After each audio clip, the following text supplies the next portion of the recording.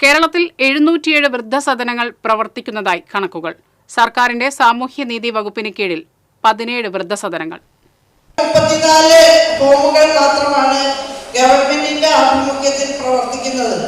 എന്നാൽ orphanage control board അംഗീകാരമുള്ള 690 വൃദ്ധസദനങ്ങൾ, 67 അമ്മമാരുടെയും കുഞ്ഞുങ്ങളുടെയും സംരക്ഷണ കേന്ദ്രങ്ങൾ, 26 ദത്തെടുക്കൽ കേന്ദ്രങ്ങൾ, 19 യാചകവൃത്തി ചെയ്തിരുന്നവരെ സംരക്ഷിക്കുന്നതിനുള്ള ഹോമുകൾ, 306 ഭിന്നശേഷി മാനസിക രോഗ പുനരധിവാസ കേന്ദ്രങ്ങൾ, 44 പാലിയേറ്റീവ് കെയർ സെന്ററുകൾ, അതുപോലെ HIV, കുഷ്ഠരോഗ, ക്ഷയരോഗ പുനരധിവാസ കേന്ദ്രങ്ങൾ എന്നിവയെല്ലാം പ്രവർത്തിച്ചു വരുന്നത് വിവിധങ്ങളായിട്ടുള്ള ഏജൻസികളുടെ കീഴിലാണ്.